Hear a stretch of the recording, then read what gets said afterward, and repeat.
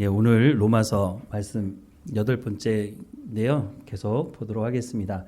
지금까지 봤던 말씀 조금만 정리하고 보도록 하겠습니다.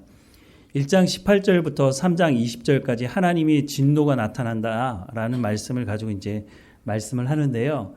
1장 18절에서 23절은 하나님의 진노가 나타나는데 그러면 그 하나님의 진노가 정당하냐? 사람들이 물을 수 있겠죠. 그래서 사도 바울이 먼저 그 얘기를 하는데 하나님의 진노가 나타나는 것이 정당하다. 왜냐하면 하나님께서 모든 사람들이 알 수 있도록 계시해 주셨기 때문이다 라고 말씀을 했죠. 하나님께서 자신을 드러내심에도 불구하고 사람들이 하나님을 대적하고 하나님의 말씀대로 순종하지 않았다는 것을 말씀을 이제 이어가는데요. 1장 24절부터 2장 16절까지 보면 하나님이 진노하시는데 그러면 어떤 방식으로 진노를 하시느냐 설명을 하는데 첫 번째는 하나님의 유기하심, 하나님께서 내버려 두는 거예요. 내버려 둔다는 건 포기가 아니라 그래 너희들이 그렇게 욕심을 내고 내 말을 듣지 않고 너희들이 뜻대로 해보고 싶다고 그래 한번 해봐 라고 했더니 어떤 일이 벌어졌다고요? 사람들이 만들어내는 게 선하고 착하고 사람들을 섬기고 이런 일들이기보다는 죄악들, 거기 보면 막 각종 죄악들이 쭉 기록이 돼 있잖아요. 사람들이 만들어내는 게 그런 거라는 거예요. 그래서 그 사람들이 마지막에 1장 32절에 뭐라 그래요? 야, 우리가 이렇게 죄를 짓고 살아도 무슨 일이 있어? 우리 하나님 앞에 심판 안 받잖아. 아직 최종 심판이 이루어지지 않았으니까. 자기들끼리 모여가지고 야, 우리가 이렇게 죄를 져도 괜찮아 라고 스스로 사람들을 정죄하기도 하고 판단하기도 하고 그렇게 한다는 거죠. 그 말씀을 받아서 2장 1절에 보면 판단하는 사람이라고 나오죠. 그 말씀을 드렸는데 거기서 말하는 판단하는 사람은 이방인도 아니고 유대인도 아니고 이방인들과 유대인을 포함한 타락한 모든 사람들을 의미한다라고 하는 것을 말씀을 드렸죠. 그래서 하나님께서 심판하신다라고 말씀을 하시면서 그러면 하나님께서 그러면 최종 심판하는 근거는 또 뭐냐라고 하는 부분에 대해 있어서는 행위 보응의 원리로 너희가 행한 대로 너희가 선을 행하면 하나님께서 구원하시겠지만 너희가 악을 행하면 하나님께서 심판하신다라고 말씀을 했죠. 그러면서 그 근거를 삼아서 무엇을 얘기하냐면 행위 보응의 원리를 2장 12절에서 16절에서 율법과 양심에 대해서 얘기해요. 율법은 이스라엘 백성들이 율법을 받았죠. 하나님의 말씀을 받은 사람은 유대인들이니까. 그러면 하나님의 말씀을 받지 않는 사람들은 그러면 하나님 심판하실 때 하나님께서 자기 마음대로 심판하는 것 아니냐라고 생각할지 모르지만 유대인들에게는 율법이 주어졌지만 율법이 주어지지 않은 이방인들에게는 하나님께서 양심이라는 걸 주셨다는 거예요. 근데 그 양심에 따라서 선을 행하지 않고 악을 행하기 때문에 너희가 행한 그 악으로 인해서 하나님께서 심판하신다라고 하는 것을 말씀하셨죠. 그리고 나서 이어지는 게 뭐냐면 자 그러면 유대인들은 하나님의 말씀을 맡았는데 그 말씀을 맡았다는 그 특권이 있지 않느냐. 유대인들도 그렇게 말하니까 우리는 선택된 백성이고 너희는 다 지옥 갈 자녀들이다. 이렇게 얘기를 하는데 그러면 유대인들은 하나님의 말씀을 맡았다고 하는데 그러면 유대인들은 어떻게 되는 겁니까? 라고 질문을 할 수 있죠. 사도 바울이 그렇게 생각을 하고 그에 대해서 이제 답변을 내놓는 건데 오늘 이제 볼 말씀이기도 하고요. 그리고 3장 9절부터 20절에 보면 이 모든 말씀에 대한 정리를 하고 있습니다. 오늘 본 말씀을 먼저 좀 보자면요. 2장 17절에서 3장 8절에 보면 2장 17절부터 19절에는 유대인들은 바른가? 율법을 받았다는데 니들은 그러면 똑바로 사냐? 이렇게 물어볼 수 있겠죠. 3장 1절과 2절은 유대인 조금 전에도 말씀드렸지만 유대인들이 율법을 맡은 사람들인데 그러면 그 율법이 맡은 유익은 그럼 뭐냐? 율법을 맡은 유익이 없는가? 에 대해서 말하고 3장 3절에서 8절은 그러면 책임이 하나님께 있는 거 아니야? 유대인에게는 하나님 율법을 주셨는데 그 유대인에게 뭐가 문제가 있다면 그 하나님이 책임져야 되는 거 아니야? 라고 말하는 것에 대한 말씀을 하고 있습니다. 자, 오늘 볼 말씀인데요. 로마서 2장 17절에서 29절 말씀 우리 같이 읽어보겠습니다.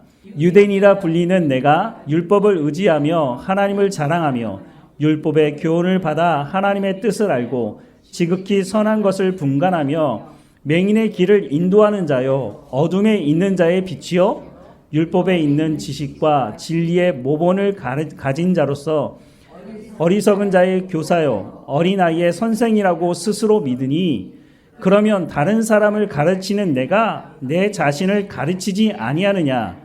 도둑질하지 말라 선포하는 내가 도둑질하느냐? 간음하지 말라 말하는 내가 간음하느냐? 우상을 가증히 여기는 내가 신전 물건을 도둑질하느냐? 율법을 자랑하는 내가 율법을 범함으로 하나님을 욕되게 하느냐? 기록된 바와 같이 하나님의 이름이 너희 때문에 이방인 중에서 모독을 받는도다. 내가 율법을 행하면 할례가 유익하나 만일 율법을 범하면 내 할례는 무할례가 되느니라. 그런즉 무할례가 율법의 규례를 지키면 그 무할례를 할례와 같이 여길 것이 아니냐. 또한 본래 무할례자가 율법을 온전히 지키면 율법 전문과 할례를 가지고 율법을 범하는 너를 정죄하지 아니하겠느냐. 무릇 표면적 유대인이 유대인이 아니요 표면적 육신의 할례가 아니니라. 오직 이면적 유대인이 유대인이며 할례는 마음에 알지니 영에 있고 율법 조문에 있지 아니한 것이라. 그 칭찬이 사람에게서가 아니요 다만 하나님에게서니라. 아멘. 다시 한번 보자면 아까도 이 앞부분의 설명을 드렸는데요. 2장 17절부터 3장 8절에는 질문을 하고 그 질문에 대한 답을 하고 있는데요. 하나님의 말씀을 맡은 유대인들은 그럼 어떻게 되느냐? 하나님의 말씀을 맡은 유대인도 심판받습니까? 유대인들은 자기들은 심판받지 않을 거라고 얘기하는데 그러면 누구의 말이 맞습니까? 라고 질문을 해볼 수 있는데요. 자, 2장 17절부터 3장 8절의 내용은 이런 내용이 담겨져 있습니다. 유대인들은 바른가? 율법을 지키는가? 또 유대인에겐 유익이 없는가? 책임이 하나님께 있지 않는가? 이런 질문에 대한 답들을 해주고 있는데요. 자, 이제 세부적으로 보자면 2장 17절부터 20절까지 보면 문제 제기를 하고 있어요. 내용은 뭐냐면 유대인이라고 말하는 사람들이 주장하는 내용이 뭐냐? 이 사람들이 겉모습으로는 이런 네 가지를 주장한다는 거예요. 첫 번째는 17절에 유대인이라 불리는 내가 율법을 의지하며 하나님을 자랑하며 율법의 교훈을 받아 하나님의 뜻을 알고 지극히 선한 것을 분간한다고 유대인들은 그렇게 주장하고 말한다는 거예요. 그렇죠? 유대인들이 가장 자랑하는 게 뭐예요? 율법. 자기들이 율법을 맡았다는 거 아니에요? 그래서 율법을 자기들은 의지한다는 거예요. 말은 그렇게 하죠. 그리고 하나님도 자랑해요. 하나님은 우리를 선택했어요. 너희는 선택받지 못해서 다 지옥 갈 거라고 얘기하죠. 율법의 교훈을 받아 하나님의 뜻을 안다고 얘기해요. 지극히 선한 것을 분간한다고도 말해요. 자랑하죠. 스스로. 그래서 이제 연결되는 말씀에 보면 자신에 대한 스스로의 생각에 대해서 얘기하는데요. 여기도 네 가지가 나와요. 자신들이 뭐라고 얘기하냐면 이런 자랑을 하면서 맹인의 길을 인도한다고 그래요. 자기들이. 야, 너희들은 하나님 말씀 모르니까 앞을 못 보잖아. 그러니까 우리가 너희를 인도해 주는 거야. 두 번째, 어둠에 있는 자의 빛이라고 말해요. 세 번째는 율법에 있는 지식과 진리의 모본을 가진 자로서 어리석은 자의 교사여 어린아이의 선생이라고 스스로 믿으니. 하나님께서 그렇게 말씀하신 게 아니고 자기들 스스로 믿고 있다는 거예요. 너희가 이런 사람들 아니냐? 그러면서 율법을 자랑하는데, 자, 그러면 반론을 제기하는 거예요. 너희 그렇게 자랑했지? 그럼 내가 물어볼게. 21절에 그러면 다른 사람을 가르치는 내가 내 자신을 가르치지 아니하느냐? 야, 너 다른 사람을 가르치면서 왜 너에 대해서는 가르치지 않아? 너 다 안다며? 중요한 건 뭐예요? 그렇게 행하지 않는다는 거죠. 두 번째, 도둑질하지 말라 선포하는 내가 도둑질하느냐? 야, 도둑질하지 말라며. 근데 너는 왜 도둑질해? 세 번째, 간음하지 말라 말하는 내가 간음하느냐? 네 번째, 우상을 가증히 여기는 내가 신전 물건을 도둑질하느냐? 다섯 번째, 율법을 자랑하는 내가 율법을 범함으로 하나님을 욕되게 하느냐? 야, 니들 그렇게 자랑하고 있잖아. 그럼 왜 자랑하는 대로 왜 그렇게 안 살아? 라고 질문을 하는 거예요. 근데 답을 못 하는 거죠. 왜냐하면 그렇게 안 하니까. 그러면서 뭐라고 얘기하느냐? 24절에 보면 기록된 바와 같이 하나님의 이름이 너희 때문에 이방인 중에서 모독을 받는다. 야, 너희들 하나님 말씀을 맡았다고 얘기하면서 왜 하나님 말씀대로 안 살아? 그러면 결국은 너희 때문에 하나님의 이름이 모독을 받게 되는 거야 라고 말하는 거죠. 그래서 25절에 보면 내가 율법을 행하면 할례가 유익하나, 조금 이따 말씀을 드리겠지만 율법에서 가장 강조하는 게 뭐냐면 할례예요. 할례. 왜냐하면 당시에 그 중동 지역에 살았던 사람들은 할례를 하지 않았어요. 할례를 하다가 많은 출혈이 나서 죽을 수도 있거든요. 그래서 예수님 믿는 사람들에게 초대교회 때 유대주의자들 중에 예수 믿는 사람들이 있었어요. 근데 그 사람들은 예수님을 믿어도 할례는 받아야 된다는 거예요. 근데 이방인의 입장에서는 야, 내가 예수는 믿겠는데 할례를 하라고? 야, 이거 하다가 나 죽을 수도 있는데? 내가 뭐 박해를 받아서 죽는 것도 아니고 할례 받다가 죽으면 누가 책임질 건데? 그러니까 이방인들 입장에서는 예수는 믿겠지만 할례를 자꾸 받으라고 하는 사람들 때문에 교회 안에 갈등이 일어났단 말이에요. 이게 정리가 처음에 되지 않았어요. 초대교회가 이걸 정리한 게 사도행전 15장에 보면 종교회의가 열려져요. 예루살렘에서. 사도 바울과 바나바가 선교 여행을 다니면서 전도하다가 보니까 이 할례 문제가 이게 해결하기가 쉽지 않은 거예요. 유대인들의 입장에서는 예수를 믿더라도 할례는 무조건 해야 된다고 생각을 했거든요. 그러니까 복음을 전하는 곳들마다 늘 그게 충돌이 있었어요.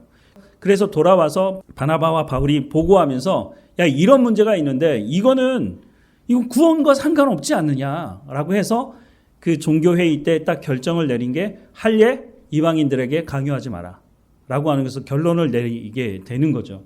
그런데 어쨌든 유대인들에게 있어서 이 할례 문제는요, 너무너무 중요했어요. 이것이 육체적인 어떤 흔적을 내면서 내가 하나님의 백성이라고 하는 것을 입으로만 말하지 않고 몸에 흔적을 가지고 있는 거예요. 그래서 내가 구원받은 백성이라는 것을 더 확실을 하게 갖는 거죠. 근데 이 할례가 하나님께서 할례를 하라고 말씀을 하셨죠. 아브라함 때. 그래서 이 할례가 유대인들에게는 너무너무 중요한 문제였다는 거죠. 그런데 뭐라고 얘기하냐면 내가 율법을 행하면 할례가 유익하나. 그렇죠? 율법을 행하면서 할례를 하는 거 뭐 오케이. 그런데 만일 율법을 범하면 내 할례가 무할례가 되느니라. 야, 할례 받는 것 때문에 네가 구원받는 거 아니야. 하나님의 백성이라는 증표로 하나님께서 주신 것이긴 하지만 더 중요한 건 뭐냐? 네가 하나님의 백성이라면 하나님 말씀대로 순종하는 삶이 있어야지. 그렇게 살지 않으면서 나 할례 받았어. 나 유대인이야. 그러니까 난 구원받을 거야. 라고 하는 것이 구원의 조건이 될 수 있느냐? 라고 묻는 거죠.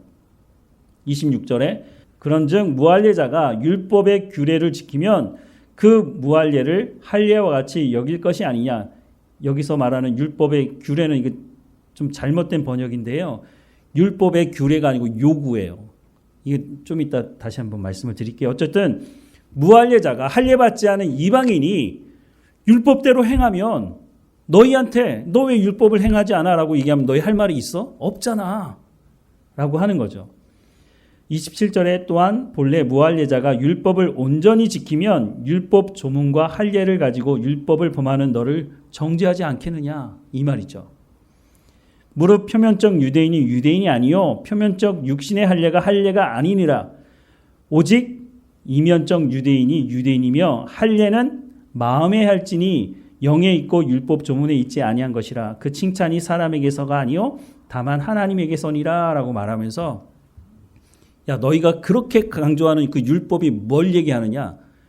행하라는 거 아니냐? 하나님 말씀대로 살라고 하는 거 아니냐? 그런데 너희가 그렇게 자랑하면서 하나님 말씀대로 살지도 않으면서 너희 스스로에게도 적용하지 않으면서 이방인들은 다 지옥 갈 거라고 얘기한다면 그 이방인이라고 말하는 사람들이 할례도 받지 않았는데 그 사람들이 양심에 따라서 하나님 주신 양심에 따라서 너희가 말하는 그 율법을 지키며 순종한다면 그 사람들이 너희를 정죄하지 않겠느냐? 이렇게 반문을 하는 거죠. 율법을 가지고 있는 것이 중요한 것이 아니라 물론 이것도 중요하지만 율법을 행하는 것이 중요하다라고 말하는 거죠. 로마서 2장 24절에 기록된 바와 같이 하나님의 이름이 너희 때문에 이방인 중에 모독을 받는도다. 오늘 이 시대도 마찬가지죠. 우리가 그리스도인이고 교회에 다닌다고 말하는데 우리가 하나님의 말씀대로 순종하지 않으면 세상 사람들이 우리를 욕하지만 우리를 욕하면서 하나님께 영광을 돌리는 게 아니라 우리에게 문제가 있다고 사실은 말하지 않고 하나님에게 문제가 있는 게 아니야? 이렇게 말한다는 거죠. 중세시대 카톨릭이 타락할 때에 사람들이 잘못한 거잖아요. 그 당시 종교 지도자들이라고 하는 사람들이 하나님 말씀대로 하지 않고 자기의 탐욕을 채우는 삶을 살았는데 사람들이 나중에 어떤 결론을 내리냐면 하나님에 대한 기대를 하지 않아요. 사람들이 잘못했는데 아니 이거 하나님께 문제가 있는 거예요. 우리가 그런 하나님을 어떻게 믿어? 라고 얘기를 하게 되는 거죠. 행위보응론을 가장 잘 담고 있는 것이 율법이에요. 왜냐하면 신명기 28장의 1절에 보면 내가 내 하나님 여호와의 말씀을 삼가 듣고 내가 오늘 내게 명령하는 그의 모든 명령을 지켜 행하면 내 하나님 여호와께서 너를 세계 모든 민족 위에 뛰어나게 하실 것이요. 이 뒤로 뭐예요? 하나님 복을 주신다는 거예요. 물질적인 복뿐만 아니라 명성을 얻게 하고 뛰어나게 하신다는 약속의 말씀들이 있어요. 근데 그 조건이 뭐예요? 하나님의 말씀대로 순종하면. 또 반대의 말씀도 있죠. 15절에 보면 내가 만일 내 하나님 여호와의 말씀을 순종하지 아니하여 내가 오늘 내게 명령하는 그의 모든 명령과 규례를 지켜 행하지 아니하면 이 모든 저주가 내게 임하며 내게 이를 것이니. 이 뒤로 보면 어마어마한 저주가 쭉 기록이 되어 있죠. 하나님 그렇게 하시겠다는 게 아니라 네가 하나님 말씀에 순종하지 않으면 이런 심판을 너희가 받을 수 있으니까 그렇게 하지 말라고 경고하시는 말씀이죠. 이런 내용을 담고 있는 것이 바로 율법이라는 거예요. 그래서 하나님의 말씀에 순종하면 복을 주지만 하나님 말씀에 순종하지 않으면 저주가 임한다라고 하는 이런 원리를 가장 잘 담고 있는 것이 바로 율법이라고 말하는 거죠. 아까 잠깐 말씀을 드렸는데요. 이 율법 중에 가장 강조하는 세 가지가 있어요. 첫 번째는 할례고요. 두 번째는 음식이에요. 정결례를 거친 음식을 먹어야 된다. 세 번째는 절기를 지키는 거거든요. 이 음식에 관련된 건요. 레위기에 말씀하죠. 먹을 것과 먹지 말아야 될 것. 먹는 것도 정결례를 거쳐야 돼요. 지금도 해외에 유대인들이 사는 지역에 가면요. 코셔 음식이 있어요. 코셔 음식이라는 게 정결례를 거친 음식이에요.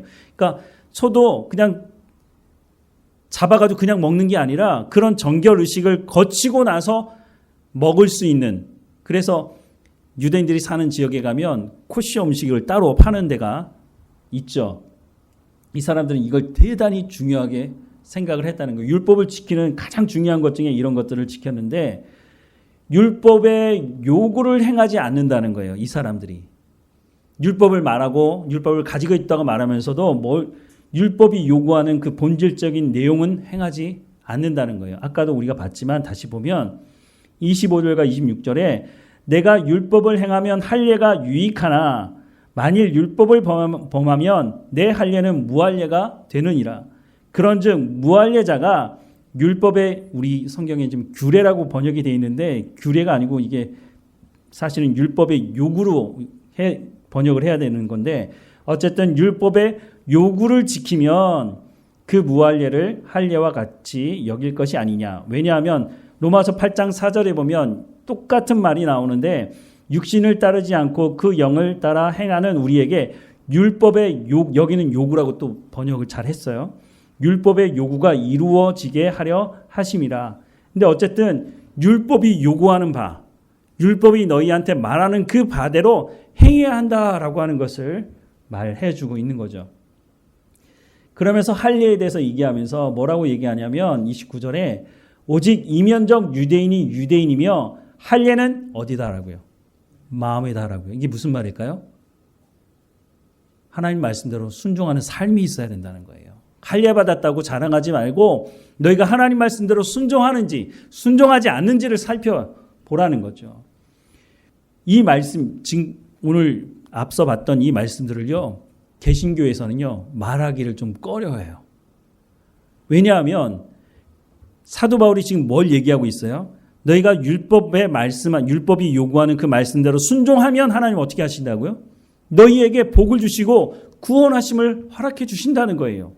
그런데 그렇지 않으면 하나님께서 너희를 벌 주신다, 심판하신다라고 하는 말씀을 하고 있잖아요. 이게 왜 개신교에서 지금까지 잘 말하지 않느냐 하면 마틴 루터가 종교 개혁을 할 때 그 당시 상황이 어땠어요? 카톨릭이 강조하는 게 뭐였냐면 면죄부를 팔면서 선을 행하면 구원받을 수 있다는 거예요. 그러니까 면죄부를 그래서 팔게 된 거죠. 그러면서 그거 가지고 뭐 했어요?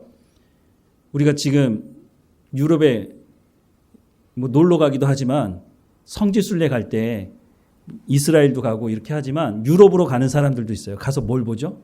어마어마한 성당을 본단 말이에요. 베드로 성당 아직 한 번도 안 가보셨나요, 다들? 우리 어떻게 베드로 성당 보러 한번 적금해가지고 가야 되지 않을까 싶기도 한데, 근데 굳이 가서 그걸 볼 필요가 있을까 하는 생각도 들어요. 어쨌든 어마어마한 성당이에요.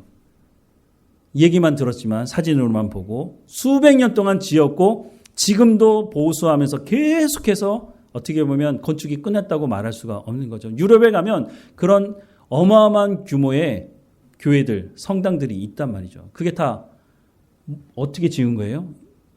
행함을 강조하면서 행위 구원론을 얘기하면서 돈을 끌어내서 그것들을 만든 것이죠. 그런 상황에서 마틴 루터가 예수 그리스도를 믿음으로 말미암아 구원받는다고 얘기함으로 종교개혁이 일어났는데 그 가운데서 행함을 얘기할 수가 없는 거예요. 행함을 그때 얘기를 하면 야, 그럼 너 지금 카톨릭이 주장하는 것을 너 동의하는 거야? 이렇게 오해를 받던 시대였다는 거예요. 근데 성경은 뭘 말하고 있어요? 행함에 대해서 분명히 말씀하고 있거든요. 너희가 하나님 말씀을 맡은 거 좋아. 그런데 그렇게 살지 않으면서 이방인들에게 잘못됐다고 너희가 이야기할 수 있어? 없다는 거죠. 사도 바울이 로마서에 분명히 기록하고 있어요. 하나님의 말씀대로 순종하는 행함이 있어야 된다는 것을, 믿음이 있다면 행함이 바로 연결될 수밖에 없다는 것을 사도 바울도 말하고 있지만, 그 당시 마틴 루터가 종교교육을 할 때는 믿음을 너무 강조하다 보니까 너무 그쪽으로 가버린 거예요. 우리가 믿음으로 구원받는 건 맞습니다. 하지만 그 믿음 안에 뭐가 있어요? 행하는 것도 분명하게 있다는 것을 알아야 되는데 너무 그쪽으로 가다 보니까 행함을 말하지 않는 거예요. 그래서 마틴 루터를 얘기하면서 믿음에 대해서만 얘기하고 행함에 대해서 말하는 걸 꺼려한 거죠. 그러다 보니까 오늘 읽었던 이런 본문의 말씀에 대해서 설교하는 사람이나 가르치는 사람들이 별로 없어요. 근데 분명히 성경이 기록을 하고 있잖아요. 자, 로마서 2장 7절에 보면 뭐라고 되어 있어요? 참고 선을 행하여 영광과 존귀와 썩지 아니함을 구하는 자에게 어떻게 한다고요? 영생으로 하신다고 말씀하고 있잖아요. 그런데 문제는 뭐예요? 로마서 3장 23절에 보니까 모든 사람이 죄를 범하였으며 하나님의 영광에 이르지 못하더니, 하나님은 그렇게 말씀하셨지만 그렇게 완벽하게 행하는 사람은 없다는 거예요. 이렇게 얘기를 해야죠. 그래서 뭐예요? 율법을 맡은 유대인도 심판받을 수밖에 없다라고 하는 걸 말해주고 있죠.